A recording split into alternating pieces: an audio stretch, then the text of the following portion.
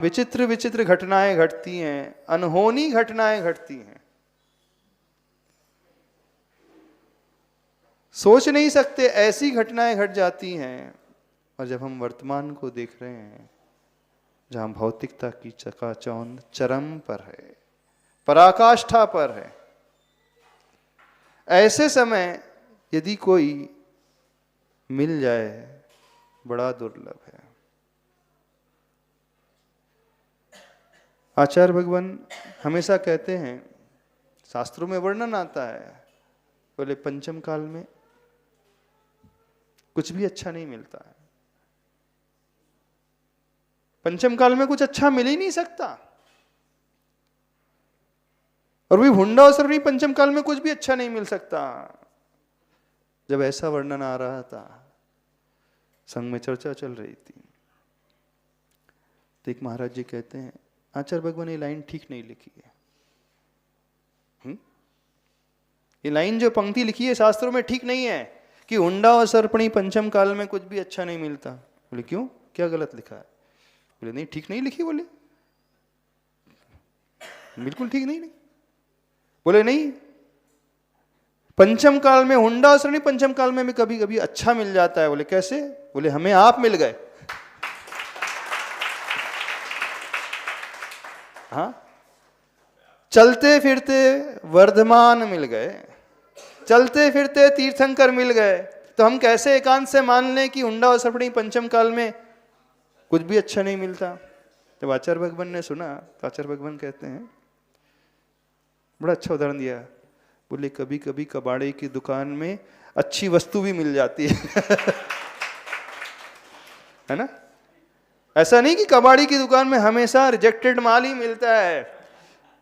कबाड़ी की दुकान में कभी कभी अच्छी वस्तु भी, कीमती वस्तु भी मिल जाती है। बस ऐसे ही अपन सब उस कबाड़ी की दुकान में थे, एक अच्छी वस्तु आपके भाग्य से मिल गई है, वैसे तो मिलती नहीं है। देखो आचार्य भगवान की तुलना देखो, आचार्य भगवान की सोच देखिए।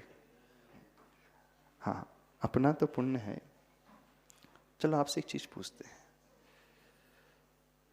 अब अपन आचार्य श्री के पुण्य की तुलना करते हैं और अपने पुण्य की तुलना करते हैं, कौन ज्यादा पुण्यशाली है? आचार्य से ज्यादा पुण्यशाली कि अपन ज्यादा पुण्यशाली? कौन ज्यादा पुण्यशाली? चलो बताओ। हम ज्यादा पुण्यशाली? बोलते कुछ नहीं लग रहा है ऐसा? अरे आचार्य से ज्यादा पुण्यशाली? हाँ कि नहीं है? नहीं, आचार्य श्री से ज्यादा पुण्यशाली अपन सभी लोग हैं। आचार्य भगवान को अपने गुरुदेव का सानिध्य कितने समय मिला? 5 वर्ष। कहने के लिए 5 वर्ष है, देखा जाए तो नेट जो सानिध्य मिला वो तो बहुत कम मिला, अल्प मिला। 68 में दीक्षा हुई, 73 में आचार्य ज्ञान सागर महाराज जी की लिखना समाधि हो गई। पर अंत के 2 वर्ष तो आचार्य भगवान का पूरा समय जो है सेवा में ही बीत गया। यानी गुरु से जो पाया जा सकता है, गुरु से जो शिक्षा ग्रहण की जा सकती है, गुरु से जो सीखा जा सकता है, गुरु से जो ज्ञान लिया जा सकता है, वह ज्ञान भी नहीं मिला आचार्य भगवान को। देखा जाए तो नेट 3 साल के आसपास ही मिला। लेकिन अपन ने ज्यादा पुण्यशाली है ना? इस दुनिया को 55 साल से अधिक वर्ष आचार्य भगवान की सन्निधि में मिल गए।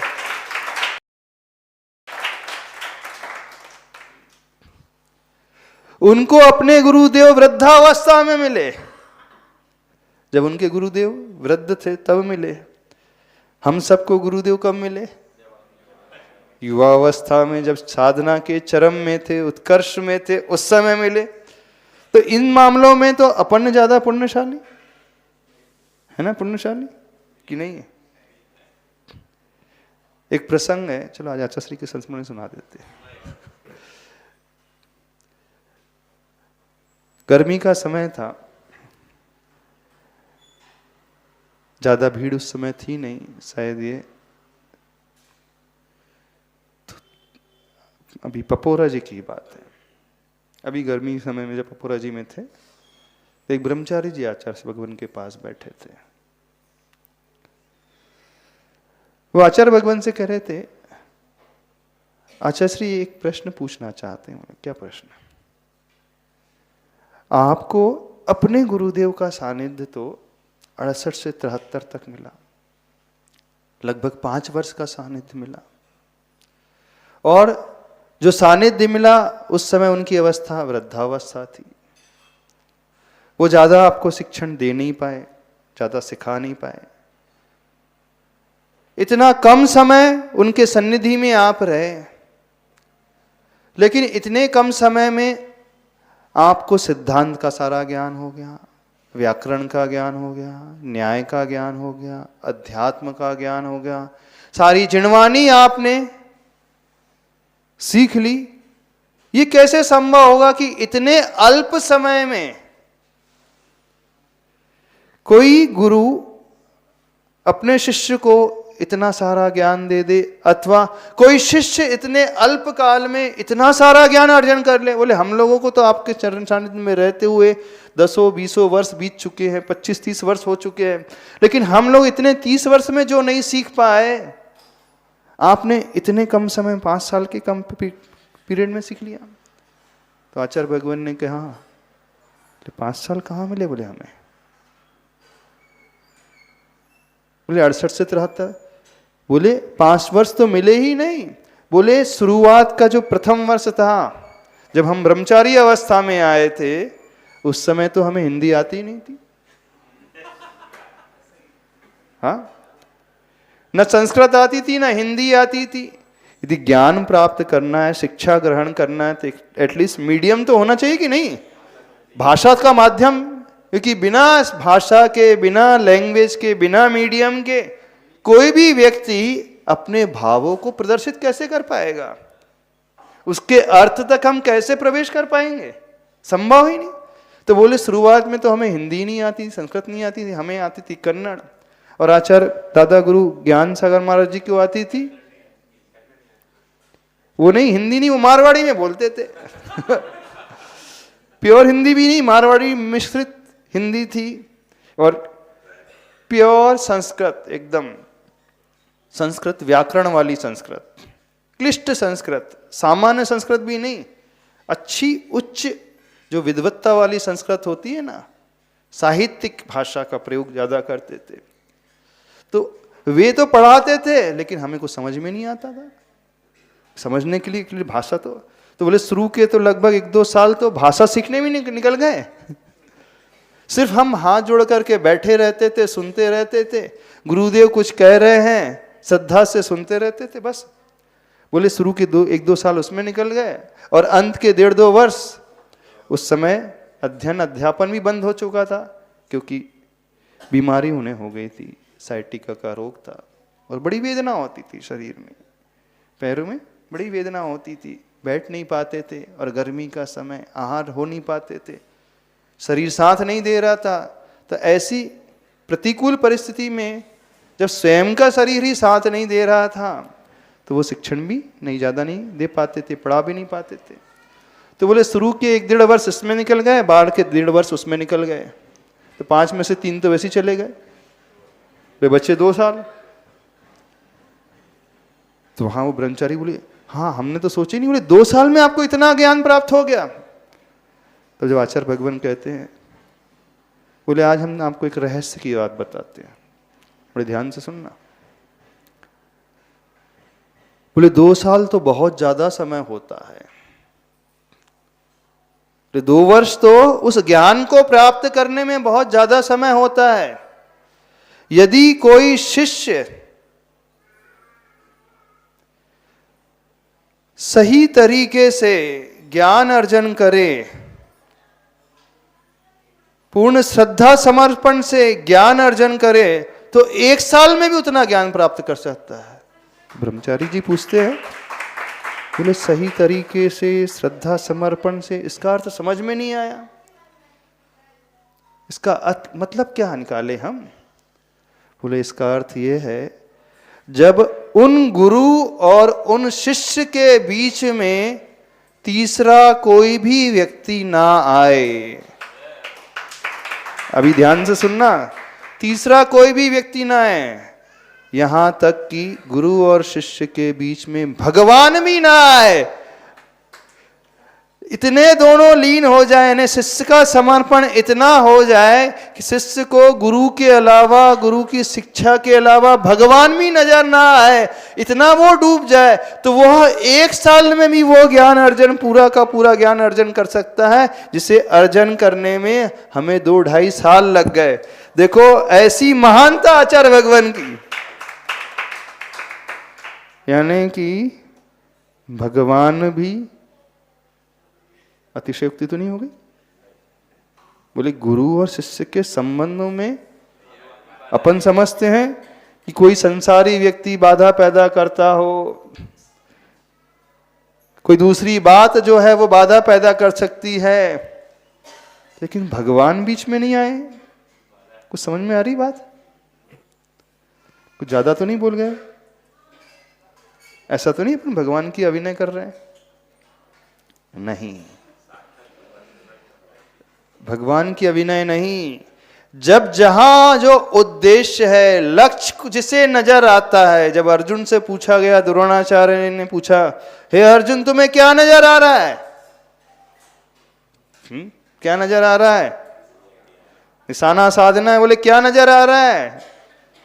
बरगद का वृक्ष था, हजारों से ज्यादा उसमें पत्तियां थी, सैकड़ों टहनियां थी, शाखाएं थी, उपशाखाएं थी, पक्षी बैठे हुए थे, फल थे, फूल थे, सब कुछ था। जब अन्य पांडवों से और से पूछा गया तो सबने कहा कि पत्तियां नजर आ रही हैं, शाखाएं हैं, वृक्ष है, फल है, फूल है, और जिस पे निशाना साधना है वो नजर आ रहा है। लेकिन अर्जुन ने क्या कहा था? मुझे तो कुछ नजर नहीं आ रहा है, मुझे तो सिर्फ वो बिंदी नजर आ रही है, छोटा सा पॉइंट नजर आ रहा है। यानी जहां लक्ष्य को पाने की बात है, लक्ष्य को प्राप्त करने की बात है, जो व्यक्ति साधना कर रहा है, साधना करने वाले व्यक्ति को सिर्फ अपने साध्य के अलावा सारी बातें गौण हो जाएं, तब कहीं जाकर के वो लक्ष्य की प्राप्ति होती है। ऐसे ही आचार्य भगवान ने कहा, जब ज्ञान अर्जन की बात है तो ज्ञान अर्जन में अन्य सारे कार्य गौण हो जाना चाहिए। जब हमारे भीतर गुरु को लेकर इतना समर्पण पैदा हो जाए, इतनी विनय की भावना पैदा हो जाए कि गुरु के अलावा कोई तीसरा आए ही ना, यहाँ तक कि जो शास्त्र पढ़ा रहे हैं उस शास्त्र को छोड़ करके अन्य शास्त्र भी बाधक हो जाएगा और प्रभु भी बाधक हो जाएंगे। यानी सिर्फ लक्ष्य ही 24 घंटे नजर आए तो समझना वह शिष्य अल्प काल में भी वह प्राप्त कर जाएगा जिसे प्राप्त करने के लिए कई वर्ष लगते हैं। ऐसी विनय की भावना, ऐसी श्रद्धा समर्पण की भावना जब गुरु के प्रति जागृत होती है तब कहीं जाकर के यह लाभ होता है। समझ रहे हो कि नहीं? क्या समझ में आ रहा है? आप लोगों का समर्पण, अपना समर्पण कैसा है? अपन तो छोटी छोटी बातों में डिस्ट्रैक्ट हो जाते हैं, नहीं हो जाते? छोटे छोटे निमित्त को पाकर के मन इधर उधर भागने लगता है, छोटी छोटी प्रतिकूलताएं मिलती हैं तो शिकायत करने लगते हैं। करने लगते हैं कि नहीं? अरे कैसे होगा, हमें बहुत सारे बहाने नजर आने लगते हैं, आ जाते हैं कि नहीं? चाहे पंच कल्याण करना है, इतनी सारी कठिनाई हैं, अब कैसे होगा, क्यों, कब होगा, कौन करेगा, हमारे पास तो सामर्थ्य नहीं है, लोग नहीं है, ये नहीं है, वो नहीं है। कहने लगते कि नहीं? अपन कुछ भी कार्य करना हो तो सबकी वृत्ति कमजोरी को देखने की होती है। प्राय लोग क्या धोखते हैं, शिकायत कहते हैं और बहाने ढूंढने लगते हैं, एक्सक्यूजेस को तलाश करने लगते हैं कि देखो हमारे पास ये बहाना है, ये कठिनाई है, लक्ष्य को पाने में ये बाधक तत्व मौजूद है, इतनी परेशानी है, हम कैसे कर पाएंगे। यदि जब जब हमें ऐसी बाधाएं नजर आने लगे, परेशानियां नजर आने लगे, प्रतिकूलताएं नजर आने लगे, तो समझना हमारा समर्पण अभी बहुत कमजोर है। लेकिन धन्य है आचार्य भगवान का समर्पण। जब आचार्य भगवान से पूछा गया, आचार्य भगवान आपको डर नहीं लगा? कहाँ तो आप 20 साल के और कहाँ आपके गुरु लगभग 75 को छू रहे। कहाँ आप युवा, कहाँ वो वृद्ध, कहाँ आपका जोश, कहाँ आपकी शक्ति, और वहाँ सारी सारी अनसर्टेनिटी। एक वृद्ध गुरु मान लीजिए ज्ञानी भी है, विद्वान भी है, क्षमतावान भी है, लेकिन शरीर तो शरीर होता है, उम्र तो उम्र होती है। आपके मन में ये कभी आशंका पैदा नहीं हुई कि भविष्य आपका कैसे होगा? गुरु कब तक आपका साथ देंगे, कब तक आपको शिक्षण कराएंगे, कब तक आपको सिखलाएंगे? और उस समय जब कोई नहीं रहता था, जब कोई युवा साधक नहीं रहता था, कोई युवा मुनि महाराज नहीं रहते थे, सारे जितने भी साधक रहते थे, साधु रहते थे, आचार्य रहते थे, वृद्ध रहते थे, जब जिन्होंने अपना पूरा जीवन बिता चुके हैं, जब वो निवृत्त हो जाते हैं अपनी सेवाओं से, सारी जिम्मेदारियों से मुक्त हो जाते हैं, तब कहीं आकर के उनके मन में विचार कौन आता है कि अब दीक्षा ले लेना चाहिए, आत्मकल्याण कर लेना चाहिए। और आपकी इतनी लंबी चौड़ी आयु, पूरा इतना लंबा जीवन, इतनी शक्ति, इतना जोश, भविष्य कैसा होगा? कभी अंधकार नजर नहीं आया?